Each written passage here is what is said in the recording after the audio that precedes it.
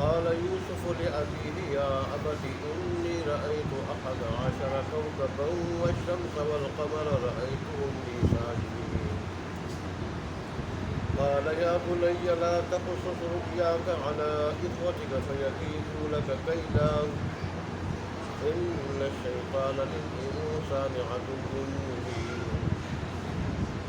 وكذلك يجتبيك ربك ويعلمك من تأويل الأحاديث ويتم نعمته عليك وعلى آل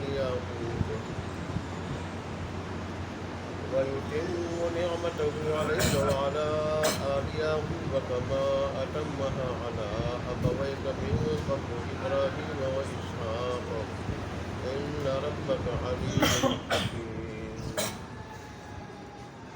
صدق الله مولانا العظيم وصدق رسوله النبي الأمي الكريم ونحن على ذلك لمن الشاهدين والشاكرين والحمد لله رب العالمين. اس صورت یوسف کی ابتدا میں اللہ تبارک و تعالیٰ نے قرآن مجید کا تعارف ان الفاظ سے کرایا کہ تلک آیات الکتاب المبین. قرآن مجید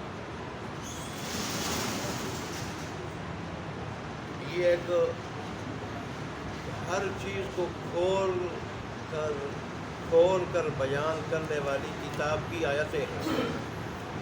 قرآن مجید کی آیات ہر چیز کو کھول کر، حق کو، باطل کو، احکام کو کھول کر بیان کرنے والی کتاب کی آیتیں ہیں. ہر چیز کو اس نے بڑی وضاحت کے ساتھ بیان کیا ہے اور کر رہا ہے یہ. اور پھر اللہ تبارک و تعالیٰ نے فرمایا کہ اس کو ہم نے عربی قرآن بنا کر بھیجا. کیوں؟ تاکہ عرب یہ نہ کہہ سکے کہ ہم عربی ہیں، قرآن اور زبان میں ہمیں تو سمجھ ہی نہیں آ رہا. لعلکم تعقلون. اور پھر اللہ تبارک و تعالیٰ نے اس صورت کے اندر جو واقعہ بیان کیا، جو قصہ بیان کیا، اس کو اللہ تبارک و تعالیٰ نے بہترین واقعہ قرار دیا. بہترین واقعہ اللہ تبارک و تعالیٰ نے اس پہ قرار دیا ہے کہ اس کے اندر اللہ تبارک و تعالیٰ نے انسانوں کو بڑے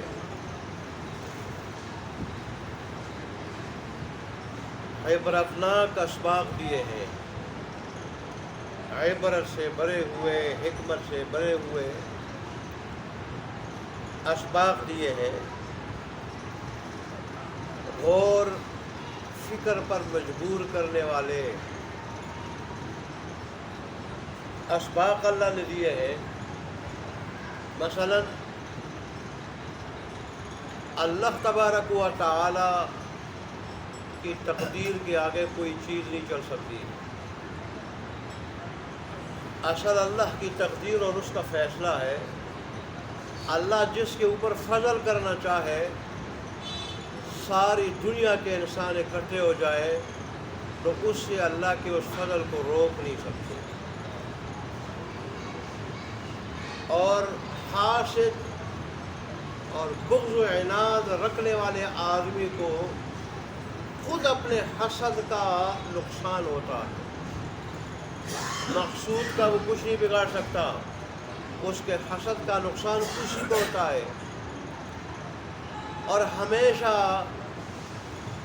انسان کو دنیاوی مقاصد صبر و استقامت سے مل سکتے ہیں.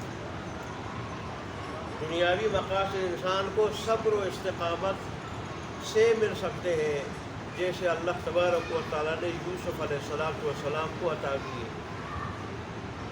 ایسے ہی اس صورت کے اندر جتنے افراد ہیں، ان افراد کو انسانیت کے ساتھ کمال کی مشابہت ہے، کمال کی. مثلا انسانی جسم کے اندر ایک بہترین عضو جو ہے وہ دل ہے. دل دل کی مشابہت حضرت یوسف علیہ السلام کے ساتھ ہے، اور ایسے ہی انسانی جسم کے اندر روح ہے، اس کی مشابہت حضرت یعقوب علیہ السلام کے ساتھ ہے۔ انسانی نفس کی مشابہت حضرت راحیل یوسف علیہ السلام کی والدہ کے ساتھ ہے، اور پھر انسانی جسم کے اندر قوتیں ہیں، حواس ہے، قوت ظاہرہ باطنہ، حواس ظاہرہ باطنہ۔ تو یہ مثال ہے یوسف علیہ السلام کے بھائیوں کی، کہ ان قوتوں کا رخ شر کی طرف ہوتا ہے۔ یہ نفس کی تابع ہیں، قوت ظاہرہ باطنہ، یہ دیکھنے کی قوت، ایسے ہی سننے کی قوت، ٹٹولنے کی قوت، اور باطنی قوت، قوت خیالی، قوت وہم، قوت حس مشترک، جس کی وجہ سے انسان چلتا ہے اور اس کا پورا نظام چلتا ہے۔ تو یہ تابع ہے کس چیز کی؟ نفس کی، اور نفس کا رخ شر کی طرف ہے۔ اس لیے تو اللہ تبارک و تعالیٰ وہی بھیجتا ہے اور اس کے ذریعے نفس کو کنٹرول کرتا ہے کہ نفس کی اصلاح ہو جائے۔ تو انسان کے اندر جو قوتیں ہیں جس کی وجہ سے انسان چلتا ہے، یا اچھا اللہ کی مرضی کے مطابق چلتا ہے، اور یا پھر برا چلتا ہے اللہ کی مرضی کے خلاف۔ مرضی کے مطابق چلتا ہے تو دنیا آخرت دونوں اس کی بن جاتی ہے، خلاف چلتا ہے تو دونوں برباد ہو جاتی ہے۔ وہی کے ذریعے اللہ تبارک و تعالیٰ نفس کو کنٹرول کرتا ہے۔ نفس کنٹرول ہو جائے تو وہ قوتیں اس کی تابع ہے، وہ بھی کنٹرول ہو جاتی ہے۔ یوسف علیہ السلام کے بھائی، ان میں سے بعض تو گناہگار تھے، سخت گناہگار تھے، کہ یوسف علیہ السلام کے ساتھ انہوں نے بڑی زیادتی کی، اور پھر ظاہر ہے اسی وجہ سے یوسف علیہ السلام سارے بھائیوں میں سے حضرت یوسف علیہ السلام کو نبوت و رسالت ہوئی، جس کا ذکر آج کی آیات میں ہے۔ باقی جو 11 بھائی ہیں وہ ان کو نبوت و رسالت نہیں ملی۔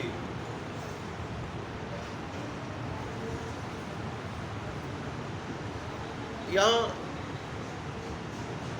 پہلی آیت میں حضرت یوسف علیہ السلام کے خواب کا ذکر ہے۔ یہ خواب انہوں نے کب دیکھا؟ اس کے بارے میں تو ایک تورات کی روایت ہے کہ 17 برس عمر تھی، لیکن یہ قرین قیاس نہیں ہے، قرین قیاس نہیں۔ ہمارے مفسرین نے عمر لکھی ہے 6 سال، 8 سال، 10 سال، کہ اس عمر میں انہوں نے خواب دیکھا۔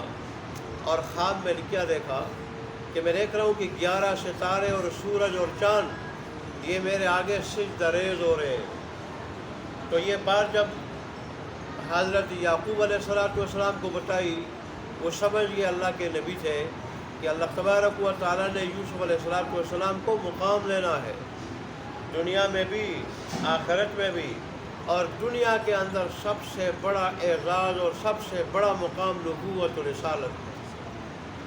تو وہ باقی بھائیوں کا مزاج بھی جانتے تھے، اور پھر یہ بھی کہ وہ حضرت یوسف علیہ السلام کے رقیب تھے، ان کے ساتھ رقابت تھی، برداشت نہیں کر سکتے تھے۔ یہ اصل میں 4 ماؤں کی اولاد تھے۔ یعقوب علیہ السلام کے 12 بیٹے تھے، بیویاں 4 تھیں، ایک لیا، اس کے 6 بیٹے تھے، اور ایک راحیل جن کے بطن سے یوسف علیہ السلام اور بنیامین تھے، اور 2 بیویاں اور تھیں، ایک بلہا اور ایک زلفا، ان دونوں سے بھی 2 بچے تھے۔ تو 6 لیا سے اور باقی 3 بیویوں سے 2، یہ 12 بیٹے ہو گئے۔ ان میں سے اللہ تبارک و تعالیٰ نے یوسف علیہ السلام کو ہر لحاظ سے نوازا، حسن کے لحاظ سے بھی اللہ نے بڑا نوازا۔ چنانچہ معراج والی حدیث میں رسول اللہ کے ارشاد ہے کہ جب میں معراج کے موقع پہ تیسرے آسمان پہ پہنچا تو وہاں میری ملاقات یوسف علیہ السلام سے ہوئی، تو میں نے دیکھا کہ اللہ تبارک و تعالیٰ نے سارے حسن میں سے آدھا حسن اکیلے یوسف علیہ السلام کو عطا فرمایا۔ اور باقی آدھا حسن اللہ نے ساری مخلوق میں تقسیم فرمایا ہے. اور پھر یوسف علیہ السلام ہونہار بڑے تھے، بڑے ذہین، بڑے سمجھدار، بڑے ہونہار تھے. اس وجہ سے حضرت یعقوب علیہ السلام یوسف علیہ السلام سے محبت زیادہ رکھتے تھے، اور یہ محبت بھائی دوسرے برداشت نہیں کر سکتے تھے. تو ظاہر ان حالات میں اگر یوسف علیہ السلام ان کو یہ خواب بتاتے تو شیطان تو انسان کا کھلا دشمن ہے، دلوں میں وسوسہ ڈالتا ہے. بھائیوں کے دلوں میں کوئی برا وسوسہ ڈالتا شیطان کہ بھئی یہ بھائی جو ہے نا، یہ تو اس قسم کے خواب جو دیکھ رہے ہیں، اس کو مقام ملنے والا ہے، تم سے آگے بڑھ جائے گا اور تم پیچھے رہ جاؤ گے. لہذا اس کے خلاف کچھ منصوبہ بنا دو. تو شیطانی وسوسے سے بھائی کوئی یوسف علیہ السلام کے خلاف کوئی منصوبہ بنا دیں گے. ویسے بھی برداشت نہیں کر سکتے تھے، منصوبہ بنا دیں گے. یوسف علیہ السلام کو والد نے روکا، یعقوب علیہ السلام نے روکا کہ بیٹا یہ خواب اپنے بھائیوں کے سامنے نہ بیان کرنا. جس وقت آپ یہ خواب بیان کر رہے تھے والد کو، اس وقت یعقوب علیہ السلام کی بیوی اور یوسف علیہ السلام کی سوتیلی ماں لیا بیٹھی ہوئی تھی یعقوب علیہ السلام کے پاس. رسول اللہ صلی اللہ علیہ وسلم نے فرمایا کہ خواب کی بھی تین قسمیں. خواب کی ایک قسم وہ ہے کہ جس کا تعلق ہوتا ہے انسانی اخلاق سے. اچھے ہوں، اس کے جو طبعی اخلاق ہے، جسمانی اخلاق ہے، اچھے ہو یا برے ہو، اس کے مطابق اس کو خواب آتا ہے. اور ایسا ہی خواب کی دوسری قسم، اس کا تعلق ہوتا ہے شیطان کے وسوسے سے. یہ وہ خواب ہوتا ہے جس سے انسان پریشان ہو جاتا ہے، غمگین ہو جاتا ہے. اس کو تحزین الشیطان کہا جاتا ہے. تحزین الشیطان، شیطان کا غمگین کرنا. اور خواب کی تیسری قسم خواب رحمانی ہے، جو خواب اللہ کے انبیاء کو آتا ہے. پہلے دو قسم کے خواب باطل ہیں، اور آخری جو خواب ہے یہ سچا خواب ہوتا ہے. جیسے رسول اللہ نے فرمایا کہ میرے جانے کے بعد، اور بلکہ میرے آنے کے بعد نبوت کا دروازہ میرے آنے کے بعد بند ہو چکا ہے، کوئی اور نبی نہیں آئے گا. البتہ نبوت کے اوصاف میں سے، نبوت تو ختم ہو چکی، نبوت کے اوصاف میں سے سچے خواب یہ ہمیشہ آیا کریں گے. اور پھر ظاہر ہے بعض اوقات ایسے ہوتے ہیں کہ ان کا خواب سچا ہوتا ہے. مثلا صبح کے وقت کا خواب یہ بھی سچا ہوتا ہے، اور رات کے آخری حصے کا. تو ایسے ہی رسول اللہ صلی اللہ علیہ وسلم نے فرمایا کہ جب قیامت کا زمانہ قریب آئے گا اس وقت لوگ سچے خواب دیکھیں گے. بعض نے کہا کہ قیامت کے اس زمانے کے قریب آنے سے اشارہ قیامت کی طرف نہیں، بلکہ اس موسم کی طرف اشارہ ہے جس میں دن رات برابر ہوتے ہیں. دن رات ہو زمانہ قریب ہو جاتا ہے، یعنی ایک دوسرے کے قریب ہو جاتے ہیں، یعنی دن رات برابر ہو جاتے ہیں. تو انہوں نے فرمایا کہ جب ایسا موسم ہو کہ دن رات برابر ہو، اس میں آدمی جو خواب دیکھے وہ سچا ہوتا ہے. بہرحال یہ ضروری نہیں کہ عام طور پر ایسا ہوتا ہے، لیکن یہ ضروری نہیں کہ آدمی دن کو یا رات کو کسی اور وقت میں دیکھ لے تو وہ سچا نہیں ہوگا. کسی اور وقت کا خواب بھی سچا ہو سکتا ہے. رسول اللہ صلی اللہ علیہ وسلم کو جو خواب آتے تھے تو ان کی بھی تین قسمیں تھیں. وہی جو آتی تھی، وہی خواب کا ذکر تو ہو چکا ہے، وہی جو آتی ان کی تین قسمیں تھیں. ایک تو رسول اللہ صلی اللہ علیہ وسلم کے دل کا براہ راست عالم بالا سے تعلق قائم ہو جاتا. اس وقت پھر فرشتہ کوئی بات القاء کرتا رسول اللہ صلی اللہ علیہ وسلم کے قلب مبارک پہ، دل مبارک پہ. ایک صورت وہی کی تھی، اور ایک صورت یہ تھی کہ فرشتہ کی انسانی شکل میں متشکل ہو کے رسول اللہ صلی اللہ علیہ وسلم کے پاس آتا اور تیسری صورت سچے خواب کی صورت. سچے، جیسے انہوں نے فرمایا کہ پہلی وحی کے آنے سے پہلے میں رات کو جو خواب دیکھتا دن کو میں نقد اس کو پا لیتا، دن کو نقد میں اس کو پا لیتا. تو ایسے ہی اچھا پھر شریعت میں، ہماری شریعت میں خواب کا اعتبار ہے یا نہیں ہے؟ تو ظاہر خواب ایک حقیقت ہے، اس کا اعتبار ہے، اس کا اعتبار ہے.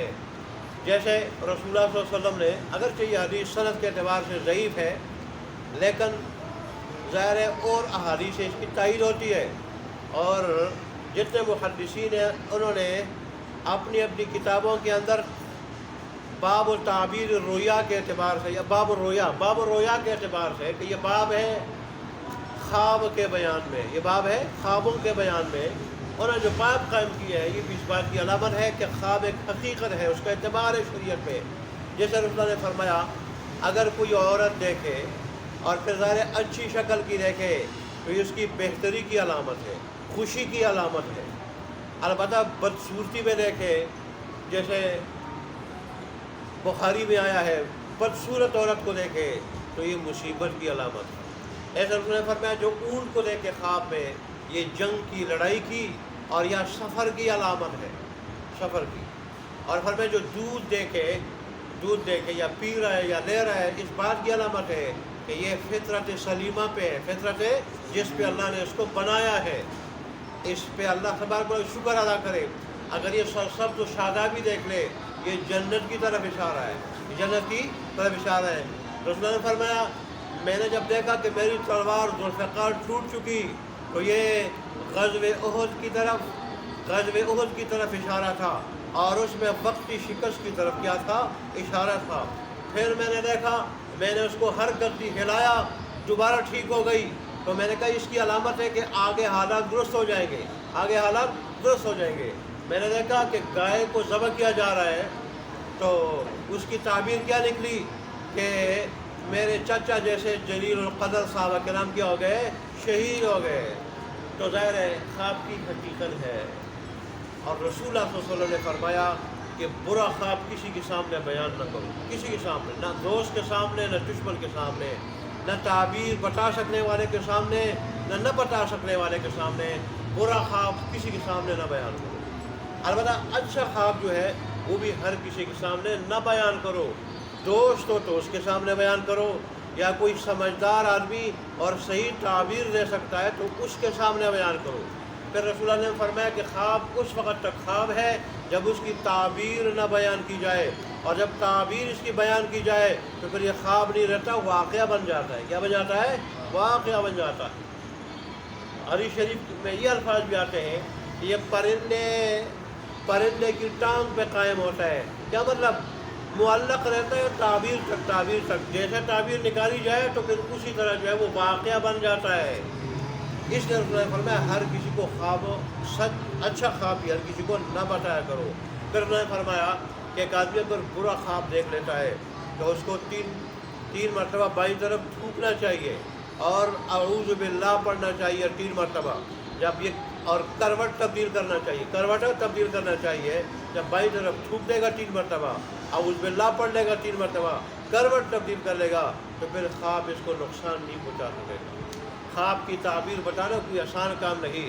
اس کے لیے اللہ نے رجال پیدا کیے ہیں. اللہ نے یوسف علیہ السلام کو بھی خواب کی تعبیر کا بڑا علم دیا تھا، جس کی پیشن ہوئی یعقوب علیہ السلام نے آج کی آیات میں فرمائی ہے. آپ نے جو خواب کی تعبیر دی 2 قیدیوں کو، بالکل منوان ایسی ہی تعبیر نکلی جیسے انہوں نے تعبیر بتائی تھی. اور حضرت ابوبکر صدیق رضی اللہ عنہ خواب کی تعبیر میں بڑے ماہر تھے، پائے کے ماہر تھے. اور پھر ان کے بعد ابن سیرین رحمۃ اللہ علیہ بھی بڑے ماہر تھے. اور ایسے ہی مولانا رشید احمد گنگوہی رحمۃ اللہ علیہ وہ بھی بڑے ماہر تھے. اور مولانا سرفراز صفدر رحمۃ اللہ علیہ بھی پائے کے ماہر تھے. تو خواب کی تعبیر بتانا یہ ہر کسی کے بس کی بات نہیں، اور ہر کسی کو بتانا نہیں چاہیے. بہرحال یہ خواب کی بات اس میں آئی تھی تو اس سے متعلق چند باتیں جو میرے ذہن میں تھی انہیں بتا دی. دیکھیں ابھی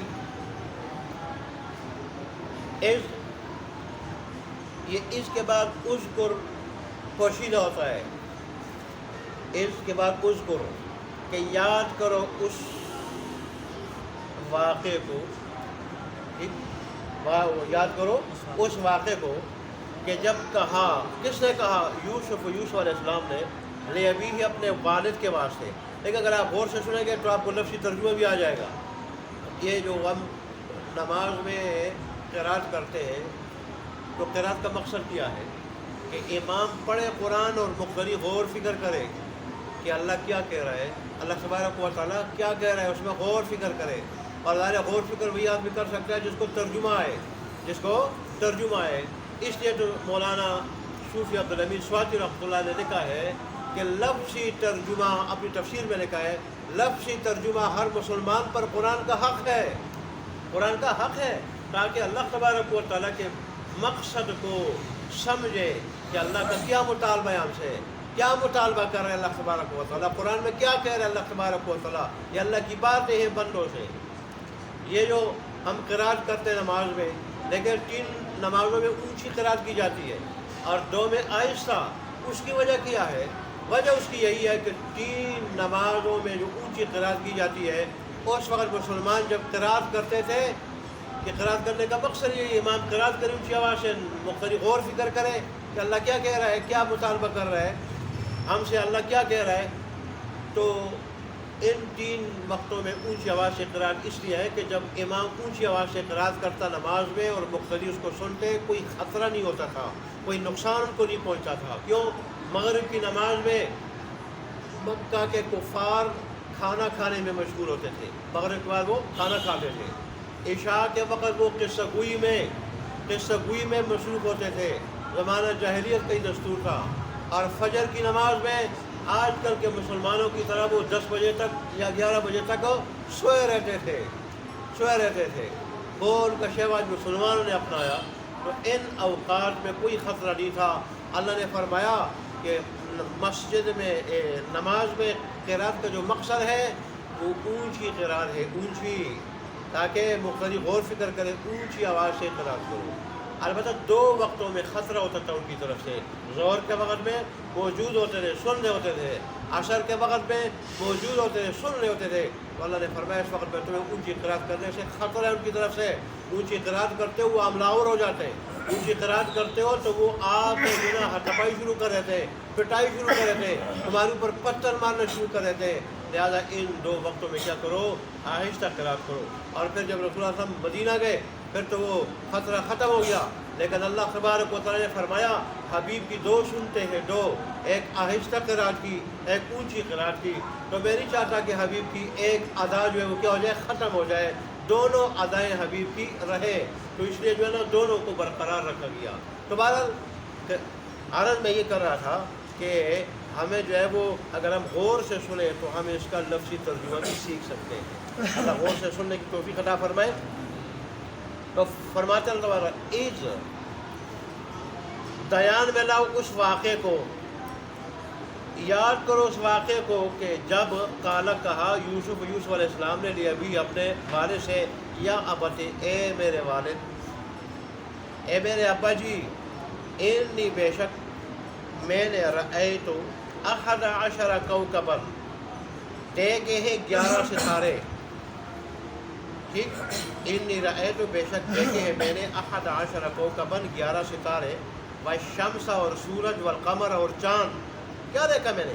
رأیتہم، دیکھا میں نے ان کو، لی ساجدین، میرے واسطے سجدہ کرتے ہوئے، میرے واسطے سجدہ کرتے ہوئے.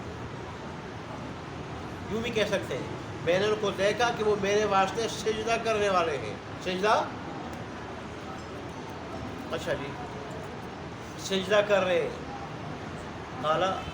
کہا یعقوب علیہ السلام نے، یا بنیا، اے میرے چھوٹے بیٹے. یہ بھائیوں میں بنیامین یہ چھوٹے تھے، بنیامین سے چھوٹے تھے. یا بنیا، میرے چھوٹے بیٹے، لا تقصص رؤیاک، نہ بیان کر اپنا خواب، اعلی اخوتک، اپنے بھائیوں کے سامنے. لفظ معنی اپنے بھائیوں پر، یعنی بھائیوں کے سامنے. کیوں؟ فَيَكِيدُوا لَكَ كَيْدًا، تو وہ بنا دیں گے تیرے واسطے کوئی منصوبہ، تیرے خلاف تجھے نقصان پہنچانے کے لیے کوئی تدبیر بنا دیں گے. فیقیلو پس وہ بنا دیں گے لگا تیرے واسطے کہنا کوئی تدبیر نقصان پہنچانے کے لیے. کیوں؟ ان شیطان بے شک شیطان للانسان انسان کے واسطے عدو مبین کھلا دشمن ہے. مبین کھلا دشمن ہے. وکذالک اور اسی طرح یجتبیک منتخب کرے گا تجھے برگزیدہ بنائے گا تجھے رب کا تیرا رب ویعلمک اور علم دے گا تجھے من تعویل الاحادیث خوابوں کی تعبیر کا تعبیر احادیث خواب. ویعلمک اور تجھے سکھائے گا من تعویل الاحادیث خوابوں کی تعبیر میں سے خوابوں کی تعبیر میں سے. بعد ترجمہ کیا ہے اور تجھے سکھائے گا باتوں کو ٹھکانے لگانے کا طریقہ. باتوں کو ٹھکانے لگانا کیا ہے کہ آدمی کے سامنے جب کوئی بات پیش ہو تو اس کے گوشے کو جانے اور اس کے اندر جتنے مخفی راز ہیں سب کو جانے. موقع محل کے مطابق اس بات کا فیصلہ کرے. یہ بھی اس کا معنی کیا مفسرین نے. تو کوئی اللہ تبارک و تعالیٰ نے اس طرح اشارہ کیا کہ اللہ جہاں خواب کی تعبیر کا علم دے گا وہاں اللہ وہ صلاحیت دے گا کہ جب آپ کے سامنے کوئی فیصلہ آئے گا, فیصلہ پیش ہوگا, تو آپ وہ فیصلہ اس طرح اچھے طریقے سے کریں گے کہ اس کے گوشے کو جان کے اور اس کے ساری باریکیوں کو جان کے موقع محل کو دیکھ کے آپ بہترین فیصلہ کریں گے. جیسے بادشاہ نے خواب دیکھا, آپ کے سامنے جو ہے وہ خواب پیش ہوا کہ اب ہم کیا کریں, اس کی تعبیر کیا ہے اور ہم کیا کریں. آپ نے تعبیر بھی بتائی اور پھر جو ہے وہ تعبیر کے ساتھ ساتھ پھر اس کا منصوبہ بھی بتایا. منصوبہ کہ اس منصوبے پہ عمل کرو گے تو ناکام نہیں ہوگے, پریشان نہیں ہوگے. اچھا جی, وَيُتِمُّ نِعْمَتَهُ عَلَيْكَ اور پوری کرے گا وہ اپنی نعمت تیرے اوپر. کیا مطلب؟ نبوت عطا کرے گا. نبوت سے بڑھ کر کوئی اور نعمت نہیں. وَعَلَىٰ آلِ یعقوب اور اس طرح وہ اپنی نعمت پوری کرے گا آل یعقوب پر. یعقوب علیہ السلام کی اولاد اور خاندان میں 4000 انبیاء آئے. ابراہیم علیہ السلام کی قربانیوں کی وجہ سے یہ ان کے کیا تھے؟ پوتے تھے. کما اتمھا علی ابویک جیسے اللہ نے اس نعمت کو پورا کیا ہے تیرے آباء و اجداد پر من قبل اس سے پہلے ابراہیم و اسحاق یعنی ابراہیم علیہ السلام پر, اسحاق علیہ السلام پر. ان ربک علیم الحکیم بے شک تیرا رب سب کچھ جاننے والا حکمت والا ہے. اللہ سب کو عمل کی توفیق عطا فرمائے.